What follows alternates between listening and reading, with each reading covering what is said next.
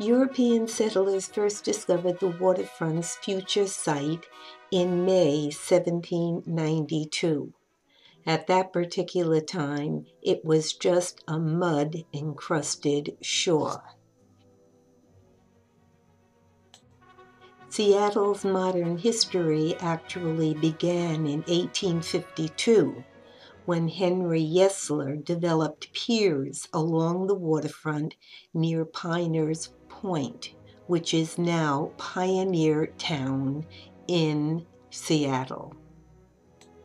In July of 1897, the steamship Portland arrived, and the crew said they had over a ton of gold from the banks of the Klondike River in Canada's Yukon Territory. This was the beginning of the 2-year Klondike gold rush that made Seattle the gateway to Alaska and established an era of prosperity. In the 1970s, the waterfront became a recreational development, and this continued right into the 90s into today. And it is now an urban design, and it is the Port of Seattle. It has restaurants, boat tours, ferries, and much more to offer. Although outdoor cafes were very predominant, we decided to go indoors and have our meal there.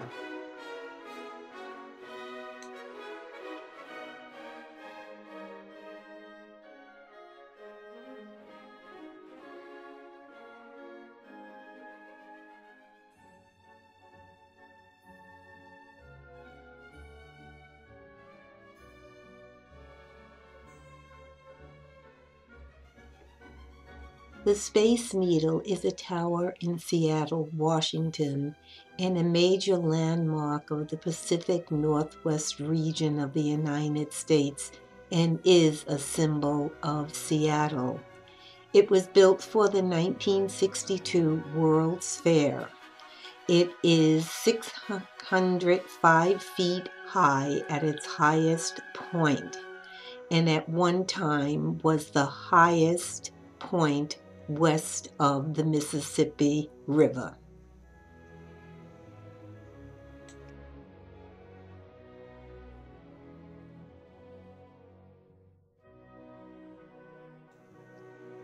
For those who venture on the elevator to the top of the Needle, you can see downtown Seattle skyline, but you can also see the Olympic and Cascade Mountains, Mount Rainier, Mount Baker, Elliott Bay, and the surrounding islands.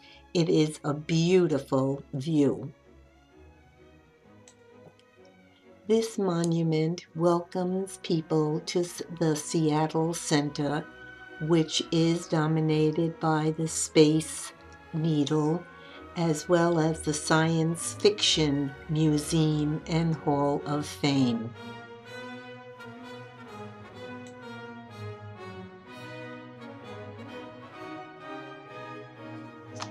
The Science Fiction Museum and Hall of Fame is a futuristic building designed by Frank Gehry, which also houses the Experience Music Project.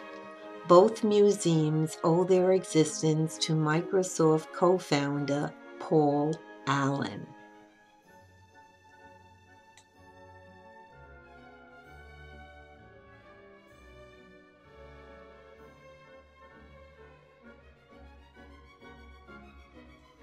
Across the street from the museum are these bamboo poles, which are strategically placed, and when the wind blows, supposedly, they emanate different sounds and tones.